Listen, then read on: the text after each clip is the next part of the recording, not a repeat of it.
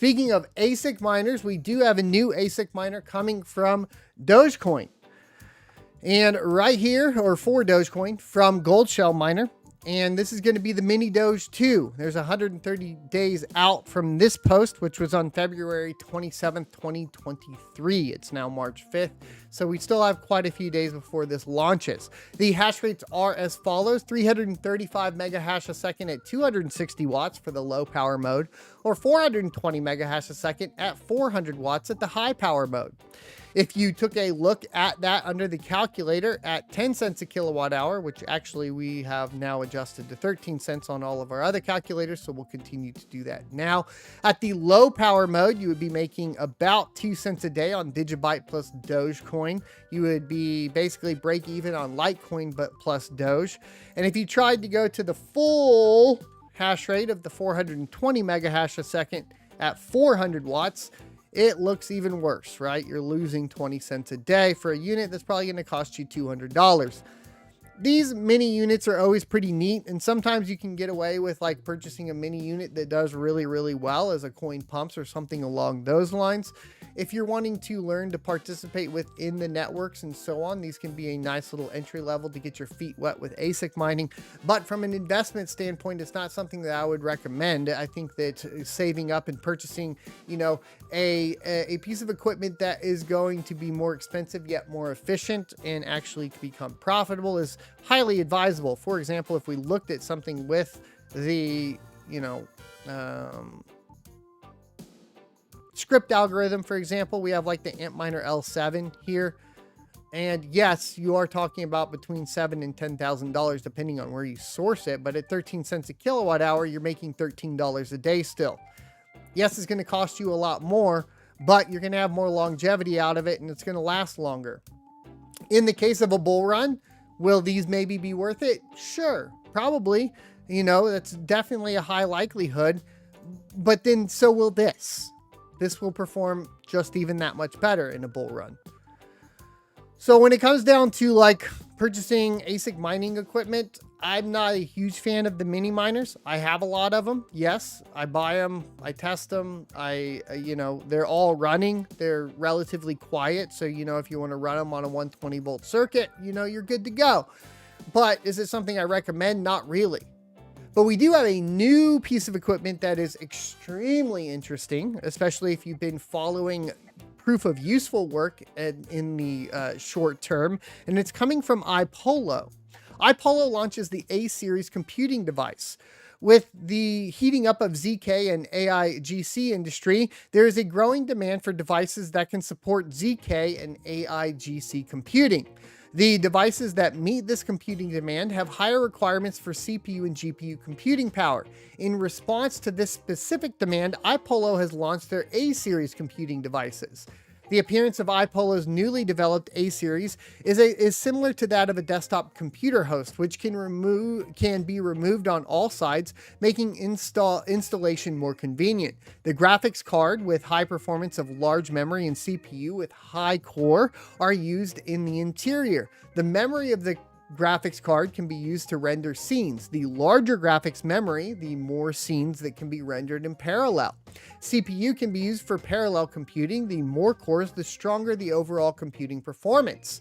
The hardware configuration of this series ensures low power consumption and easy management with high computing power and stable operations, supporting ZK computing and AI-GC computing more efficiently. For more details and parameters of the A-series devices, you can visit their site at ipolo.com, which we'll go ahead and try to take a look at and see here. And it talks about zero-proof knowledge rollups. Remember, this is something that was teased a long, long time ago. And it's something as miners we need to pay attention to, because remember, this is something that's going to be a verifier on Ethereum. And when Ethereum was moving to proof of stake, there was a group of people that were saying miners can move to proofs eventually. This is pretty much what they're alluding to. Now, there's also, of course, the elephant in the room, which is like Flux, which is basically, once it moves to proof of useful work, we'll need to utilize more PCIe lanes. Therefore, going away from the traditional design of GPU mining, which is basically a buy one or buy two PCI lane that hooks up a bunch of GPUs to it and mines on a relatively low end CPU. There are even rumors of a version of the Octo miner that will be launched that will basically be pushing out more lanes per PCIe slot so that you can, once again, mine some of the, either move into zero proof knowledge or move into, of course, the realm of proof of useful work. Established in 2017, Octominer is an international mining hardware company. They manufacture and engineer the best mining equipment in the industry and supply rigs to some of the largest mining farms around the world. Their GPU mining rigs also integrate with the top crypto operating systems like HiveOS, MinerStat, and Simple Mining. All parts come with an international 1-year warranty. Exciting news! They will be adding ASIC miners for sale to their website soon and launching a new product built specifically for ASIC home miners. Please visit octominer.com or email support@octominer.com for questions. It also goes on to talk about AI-generated content, which refers to the use of artificial intelligence technology to generate content, which is characterized by automatic production of and efficient. In recent years, the metaverse is developing step by step. In the process of moving towards the metaverse, a large amount of digital content is needed to support it, and it is simply impossible to meet the demand of manual design and development alone. AIGC is the right solution to this problem, and it will be a brand new content generation tool in the Web3 era. And this is like a whole other a can of worms when we get into the potential for GPUs to be profitable outside of just mining, right? And it's going to be something you want to pay attention to. This is why you saw the shift from Riot into high-powered computing. It's also why they build and design their systems completely differently than a traditional GPU miner that goes for the cheapest CPU and RAM and motherboard combination, where they went more the high computing route, where they have, Threadrippers and all that sort of stuff. Not really Threadrippers, but let's just say enterprise level actual server processors, Opteron, Xeon, that sort of stuff. And then plugging up, of course, more data center driven GPUs, modified, right? They had the CMPs like the 195s, 175, so on. So this is going to be, I think, a shift when in the GPU market too, that if you're a GPU miner, I wouldn't take a lot of this for granted. I think there's a lot of potential opening up here. Although various innovative algorithms are emerging, the situation that is easy to verify and difficult to generate proofs remains. The ZKP computation also requires a lot of arithmetic power consumption. So the use of various types of arithmetic power to generate ZKP computation is gradually taking off. As users seek more expressive, high performance and private computations, the complexity of using ZKP will increase, which will result in slower proof generation, requiring the use of specialized hardware to generate proofs in a timely manner. The corresponding computing devices are created to support ZK computation. In addition, training AIGC models is required for massive amounts of data and powerful computing power. Because the computing device itself is composed of multiple GPU configurations with corresponding storage space, and these high-performance graphics cards can support AIGC image generation computations. So this is really why iPolo is releasing it, and it's important to pay attention to. Let's see if they have it listed here yet. Let's see, products, V series, blah, blah, blah, B series.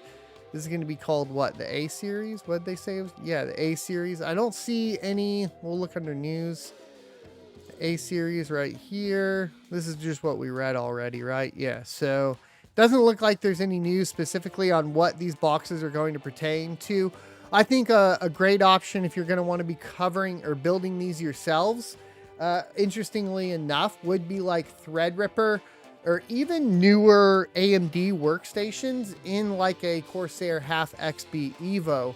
And when we get to the point of this really being testable and pushing forward, I will be building a few sample rigs on this channel, so make sure you pay attention. I'm very excited about this as a tech enthusiast. Having these kind of options is extremely interesting to me. So I think it should be interesting what we see coming from iPolo is essentially a sign of things to come, meaning they're aware of a market space that is going to be worth something. That's what we're seeing, right? So when we look at it, we could discuss whether the iPolo device is worth it compared to building your own, etc. That's really a moot point.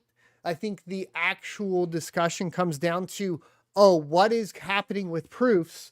And is it going to be worth, actually investing in this? Also, what is happening with AGIC? And what is happening with, let me mute Siri here, apologies for that.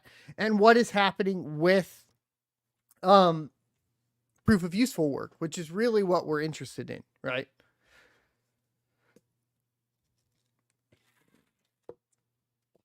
I would assume a lot of white box server components going into it. Right.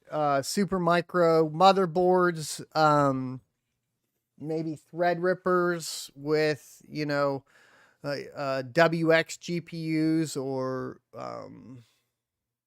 Tesla GPUs, V series GPUs, that sort of thing, right? HBM memory, I think, is going to be a big one coming up too.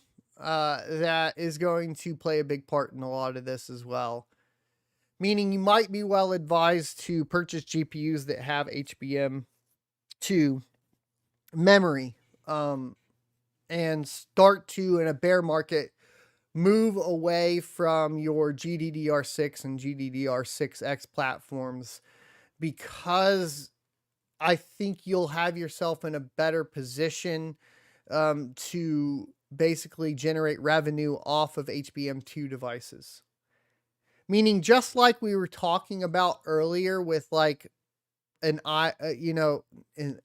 Gold Shell Mini or an iPolo Mini, even for that matter, saving up and purchasing a real big ASIC is more beneficial. I think we can start to extrapolate that out to GPU mining as well, if you're looking to really put yourself in a position to where you have multiple options for generating revenue, right? And that's something to keep in mind. It's also going to change the way power is distributed. It's going to be more along the lines of a traditional data center, as opposed to, what's been going on recently from the ASIC side of things. So it can also put you in a position, if you are in areas like Washington, where there are penalties for crypto mining, to where you have an option to actually redefine what you do into high-powered computing. What will be interesting to me is how they determine what proofs fall under. So when you have a state like Washington who distinguishes between high-powered computing, like a server data center, and a mining farm, and charges you a different tax rate on your power, how do proofs get, filtered in there? Do proofs fall under, high-powered computing because they require these additional resources? Or do proofs fall under, crypto mining? And how is that going to play out? Thanks for checking out this clip from the Crypto Mining Show. You can check out the full episode here or more crypto content down here. Also, I'd like you to check out my locals page at sonofatech.locals.com, where you can become a member for free or choose to be a $5 a month supporter that unlocks additional content.